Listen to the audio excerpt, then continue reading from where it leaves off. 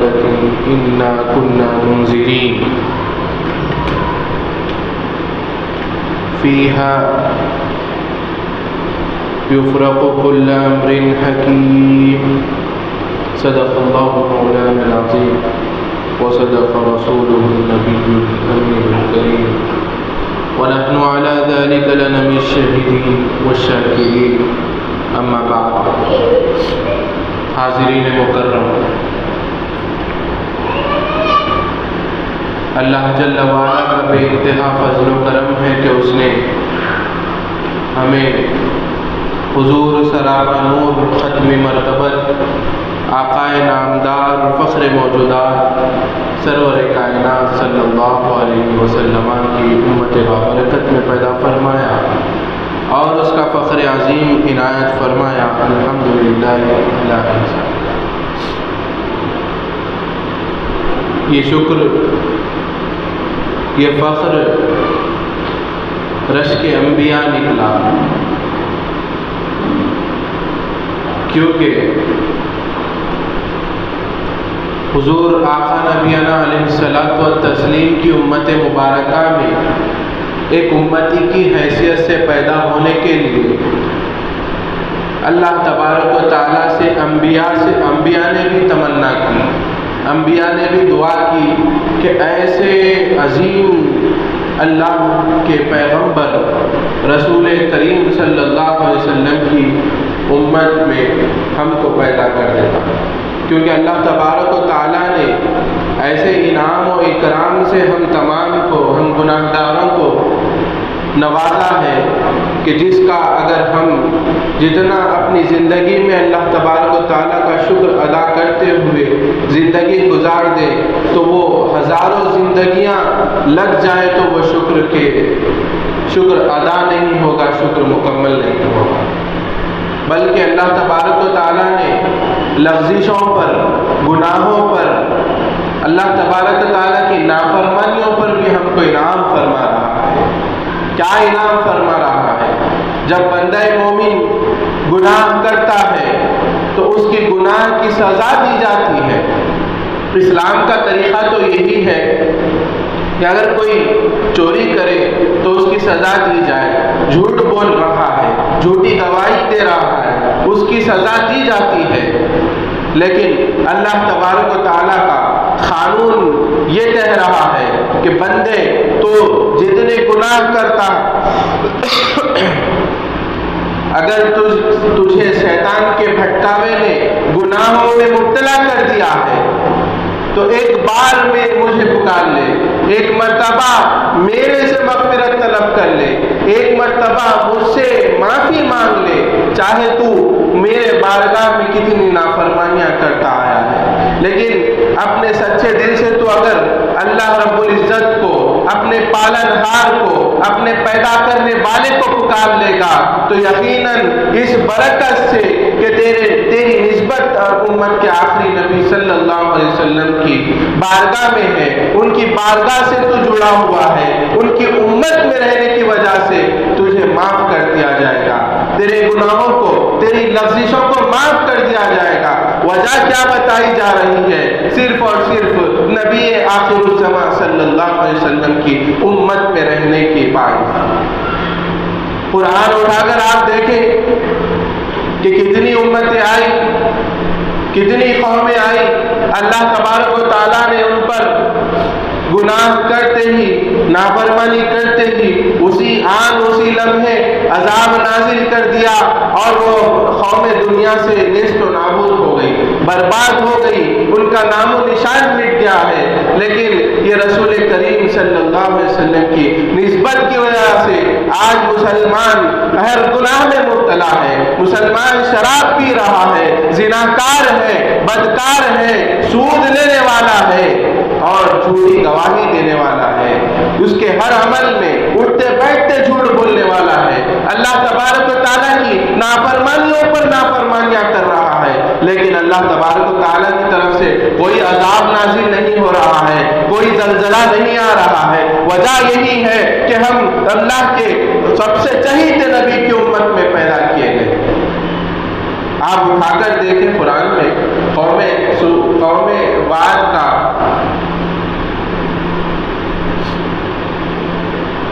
بہت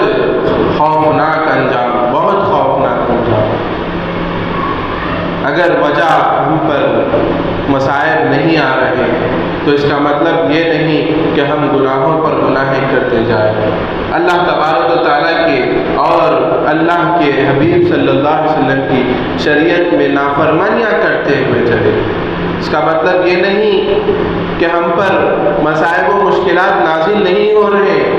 اللہ کی طرف سے، تو یہ نہیں کہ اللہ تبارک و تعالیٰ ہم کو چھوڑ کر گرفت تو ہوگی، لیکن نسبت کی وجہ سے اللہ تبارک و تعالیٰ خیال کر رہا ہے کہ میرے نبی کی، میرے سب سے چہیتے حبیب کی امت ہے، ان کو ڈھیل دی جائے، ان کو سدھرنے کا موقع دیا جائے۔ اللہ تبارک و تعالیٰ خود بذات خود اپنی قدرت سے عذاب نازل نہیں کر رہا، ہم کو راہ راست پر لانے کے لیے ظالم حکمرانوں کو ہماری طرف بھیج رہا ہے۔ اسلام دشمن طاقتوں کو پنپنے کا موقع اللہ تبارک و تعالیٰ دے رہا ہے، اسی لیے کہ ہم پر ظلم کیا جائے نہیں۔ اللہ تبارک و تعالیٰ کا مقصد یہ ہے کہ یہ بندگان خدا، رسول کریم کے امتی جو راہ راست سے بھٹک چکے ہیں، ان کو راہ راست پر لایا جائے، اللہ کی رسی کی طرف لایا جائے اور وہ رسی کو مضبوطی سے تھام لے۔ عزیزوں، بزرگوں اور دوستوں، اللہ تبارک و تعالیٰ یہی ہم پر انعام و اکرام بھیج رہا ہے، ہم پر رحمتوں کا نزول یہی ہے کہ ہم پر عذاب نازل نہیں بلکہ رحمتیں ہی رحمتیں، اور ہم اللہ تبارک و تعالیٰ کی بارگاہ میں چاہے نافرمانیاں کریں لیکن اللہ تبارک و تعالیٰ اس لغزشوں کو معاف کرتا جا رہا ہے، کیونکہ اللہ تبارک و تعالیٰ کی شان کریمی وہ شان ہے جو دنیا کا کوئی انسان حاصل نہیں کر سکتا۔ اللہ تبارک و تعالیٰ نے کسی کو دنیا میں کریم بنایا ہے تو وہ عبد الکریم کے نام سے جانا جاتا ہے، کریم کے بندے کے نام سے جانا جاتا ہے، لیکن وہ خصوصیت ذات کریمی حقیقتاً اللہ تبارک و تعالیٰ کی ہے، وہ اپنی شان کریمی سے ہم کو نوازتا ہے۔ اللہ تبارک و تعالیٰ غفور الرحیم ہے، مغفرت کرنے والا ہے، بے حد مغفرت کرنے والا ہے، وہ اپنی ذات سے حقیقی غفور ہے۔ اللہ تبارک و تعالیٰ اسی غفاریت کے جلوے، اسی کریمیت کے جلوے، اسی رحیمیت کے جلوے اس شعبان کی 15ویں رات کو بندگان خدا کے لیے کھولتا ہے، تاکہ بندگان خدا اس کا قرب پا سکے، تمام ہوئی غلطیوں کا ازالہ کر اللہ تبارک و تعالیٰ کی بارگاہ میں لوٹ سکے۔ کیا فرماتے ہیں اللہ تبارک و تعالیٰ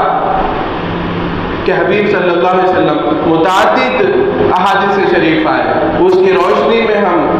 اس رات کو متبرک مانتے ہیں۔ لوگ کہتے ہیں، سوال اٹھاتے ہیں کہ کہاں سے لا لیے بھائی یہ رات میں جاگنے کی رات، کون سی احادیث میں ہے؟ یقیناً احادیث میں ہے، بخاری شریف کی احادیثوں میں ہے، ابن ماجہ کی احادیثوں میں ہے، کہ آپ پڑھیں گے تو معلوم ہوگا کہ حضرت اکرمہ رضی اللہ تعالیٰ عنہ سے روایت ہے اور دیگر بڑی مفسرین کی جماعت نے اس کو ذکر کیا ہے کہ ماہ شعبان کی 15ویں رات، جس کو کئی ناموں سے پکارا جاتا ہے، مبارک رات بھی کہا جاتا ہے اور برات والی رات بھی کہا جاتا ہے، انعام والی رات بھی کہا جاتا ہے، اسی لیے کہ اس میں تمام وہ خصوصیت ہے جو مبارک بھی ہے، جو برات بھی ہے اور انعام والی رات بھی ہے، کیونکہ احادیث شریفہ کی روشنی میں یہ ہم کو معلوم ہوتا ہے کہ اس رات کو اللہ تبارک و تعالیٰ نیک بندوں کو انعام و اکرام سے بھی نوازتا ہے اور گناہگاروں کو مغفرت طلب کرنے پر ان کی معافی بھی عطا کر دیتا ہے، دوزخ سے چھٹکارا بھی ان کو عطا کر دیتا ہے۔ اگر ہم زمین کے اوپر رہ کر اپنے مردوں کے لیے دعائیں کرتے ہیں، ان کی مغفرت کے لیے دعائیں کرتے ہیں، تو اللہ تبارک و تعالیٰ اپنی شان کریمی کے جلوے دکھا کر ان مردوں پر بھی عذاب کو ہٹا لیتا ہے۔ اللہ اکبر۔ تبارک و تعالیٰ یہی ہم پر انعام کر رہا ہے کہ ہم اپنے منہ سے چاہے جھوٹ منہ بولو، چاہے ہم اللہ تبارک و تعالیٰ کی کتنی نافرمانیاں کر کر آئے ہو، لیکن جب ہم اللہ کے حضور صدق دل سے اللہ تبارک و تعالیٰ کی بارگاہ میں استغفار کر لیتے ہیں، توبہ کر لیتے ہیں، تو جب اللہ تبارک و تعالیٰ اس کریمیت کا، اس غفاریت کا جلوہ دکھا کر ہمارے تمام گناہوں کو معاف کرنے والا ہے، ہم اللہ تبارک و تعالیٰ کو اپنے گمان پر پائیں گے، اسی لیے کہ احادیث شریفہ ہم پر وارد ہے اور آیا ہے ہمارے پر، رسول کریم صلی اللہ علیہ وسلم کے اقوال ہم سنتے ہیں اور سناتے ہیں۔ تو عزیزان گرامی، حضرت ام المؤمنین رضی اللہ عنہ زیارت قبور کے تعلق سے خاص طور پر اس جاگنے کی رات شب برات میں زیارت قبور کے دلائل لوگ طلب کرتے ہیں، تو ایک مرتبہ کا واقعہ ہے، ام المؤمنین حضرت عائشہ رضی اللہ عنہ رسول کریم صلی اللہ علیہ وسلم کو اپنے پاس نہیں پاتی اور دیکھتی ہیں، حیرت انگیزی کے عالم میں وہاں سے اپنے حجرے مبارکہ سے نکلتی ہیں، آپ کو ڈھونڈتی ہے، تلاش کر رہی ہے، آپ بقیع مبارکہ میں قبور کی زیارت کے لیے تشریف لے جا چکے ہیں، لیکن آپ کو یہ شبہ تھا کہ کوئی اور ام المومنین کی طرف آپ نے رخ کیا ہو، لیکن جب حضور پاک صلی اللہ علیہ وسلم کو آپ بقیع مبارکہ میں اللہ تبارک و تعالیٰ کی بارگاہ میں دعا کرتے ہوئے پاتی ہیں تو عرض کرتی ہیں، اے اللہ کے رسول صلی اللہ علیہ وسلم، آپ کو مجھے شبہ ہوا اپنے حجرے مبارکہ میں نہیں پا کر کوئی آپ دوسری زوجہ مطہرہ کے پاس کہیں نہ تشریف لے جائے، لیکن رسول پاک صلی اللہ علیہ وسلم نے ارشاد فرمایا کہ ام المؤمنین، اے عائشہ، تمہیں یہ شبہ کس طرح ہوا کہ اللہ اور اس کے رسول تم پر زیادتی کریں گے؟ تو حضرت ام المؤمنین فرماتی ہیں، یا رسول اللہ نہیں، وہاں پر سرکار دو عالم صلی اللہ علیہ وسلم نے ارشاد فرمایا کہ اللہ تبارک و تعالی اس شعبان کی 15ویں رات کو رحمتوں کا نزول فرماتے ہیں، اور ایک احادیث شریفات میں ان کو ذکر ملتا ہے کہ حضرت جبریل امین رضی اللہ عنہ علیہ السلام آسمانوں سے تشریف لاتے ہیں، سرکار دو عالم صلی اللہ علیہ وسلم سے عرض کرتے ہیں، اے اللہ کے رسول صلی اللہ علیہ وسلم، اپنی نگاہ مبارکہ کو، نگاہ اقدس کو آپ آسمانوں کی طرف تو اٹھائیں، تو حضرت نبی کریم صلی اللہ علیہ وسلم اپنی سر اقدس کو آسمانوں کی طرف لے کر جاتے ہیں اور دیکھتے ہیں کہ نورانیت کی برسات ہو رہی ہے، اللہ تبارک و تعالیٰ جنت کے دروازے کھول چکا ہے، اور حضرت جبریل امین سے فرماتے ہیں، کیا ہی سبحانی رات ہے، وہ مبارک و منور رات ہے، کیا معاشرہ ہے؟ تو حضرت جبریل علیہ السلام فرماتے ہیں کہ اللہ کے رسول صلی اللہ علیہ وسلم، آج اللہ تبارک و تعالیٰ جنت کے دروازوں کو کھول دیا ہے، اور یہ دروازے اس وقت تک کھلے رہیں گے جب تک کہ فجر کا وقت نہ ہو جائے۔ ان 8 دروازوں میں سے تمام چیزوں کا ذکر آیا ہے کہ پہلے دروازے میں جو نبی کریم صلی اللہ علیہ وسلم نے ارشاد فرمایا کہ کوئی مغفرت اگر طلب کرنے والا ہے، ایک فرشتہ نکلتا ہے دروازہ کھول کر، کہتا ہے، ندا دیتا ہے کہ اگر کوئی اپنی مغفرت طلب کرنا چاہتا ہو تو اللہ کو پکارے اور اللہ سے مغفرت طلب کر دے، آج اسے خالی ہاتھ نہیں لوٹایا جائے گا بلکہ اس کی مغفرت کر دی جائے گی۔ اگر کوئی دوسرے دروازے پر آنا چاہتا ہے وہاں بھی آ جائے، رزق کو طلب کرتا ہے تو رزق کو بھی طلب کر لے۔ دوسرا فرشتہ یہ اعلان کر رہا ہے کہ تمام زندگی بھر کا تو آج رزق طلب کر لیتا ہے تو اللہ تبارک و تعالیٰ تجھے سرفراز کر دیا جائے گا اللہ کی جانب سے، تجھے بے حال نہیں کیا جائے گا، خالی ہاتھ نہیں لوٹایا جائے گا بلکہ تیرے دامن کو بھر دیا جائے گا۔ کوئی مغفرت طلب کرتا ہے تو وہ بھی طلب کر لے، کوئی رزق طلب کرتا ہے، کوئی رزق طلب کرتا ہے تو وہ بھی طلب کر لے، کوئی اگر مصیبت کا مارا ہے، مسائل و پریشان ہے، مصیبتوں میں ڈھلا ہوا ہے، گرفتار ہے، تو اپنی مصیبتوں کو اللہ کی بارگاہ میں پیش کر دے، اللہ تبارک و تعالیٰ ان تمام مصیبتوں کو بھی آج کی رات دور کرنے والا ہے۔ فرشتہ اعلان کر رہا ہے تیسرے دروازے سے، چوتھے دروازے پر آتے ہیں، چوتھے دروازے میں کیا فرماتے ہیں؟ چوتھے دروازے میں بھی اسی طرح کوئی اگر معافی مانگنا ہے، اپنے گناہوں کی توبہ کر رہا ہے، کسی گناہ سے نکلنا چاہتا ہے، وہ بھی طلب کر لے۔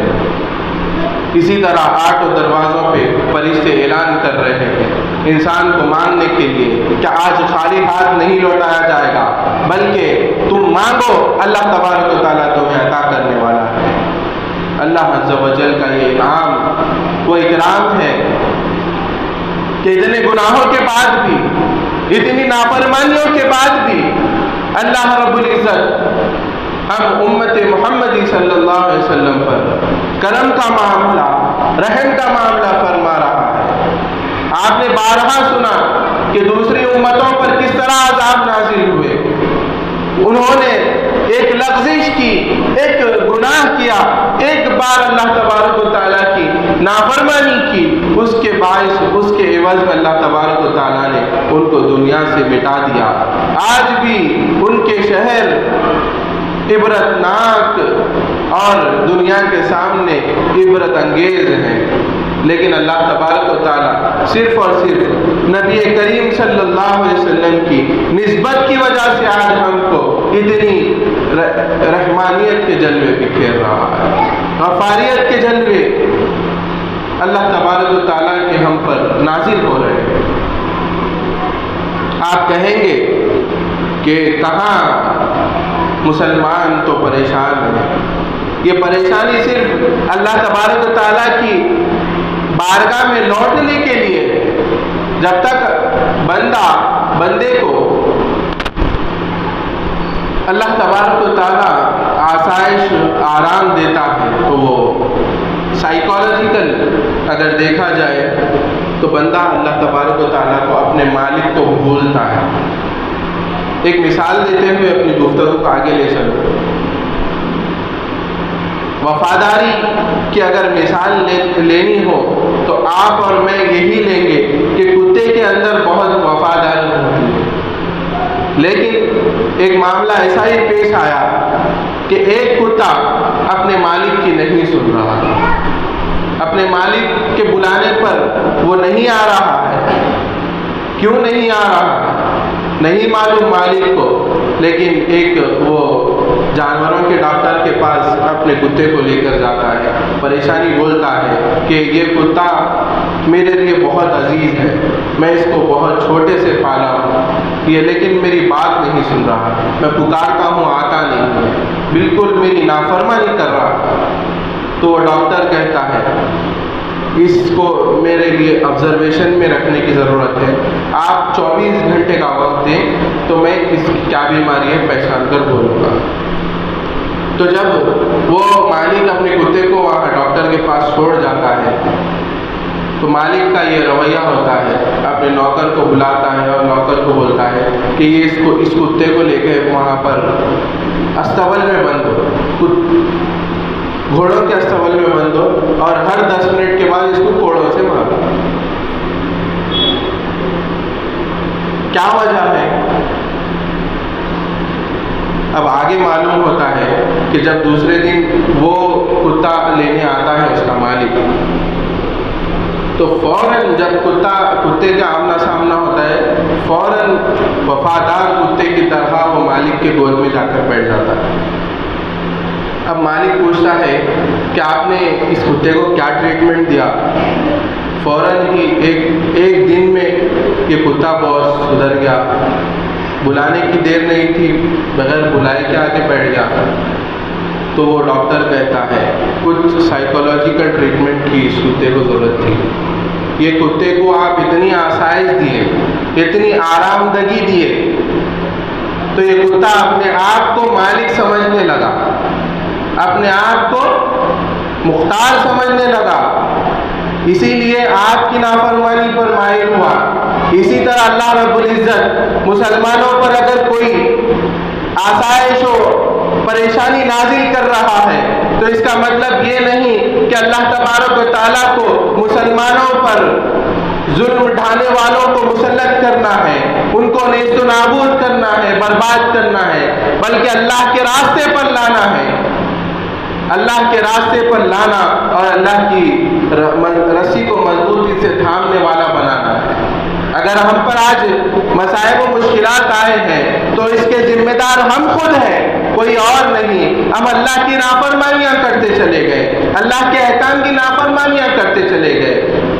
رسول کریم صلی اللہ علیہ وسلم کی شریعت کی نافرمانیاں کرتے چلے گئے۔ اسی لیے ہم پر ظالم حکمرانوں کو مسلط کیا ہے، اسی لیے ہم پر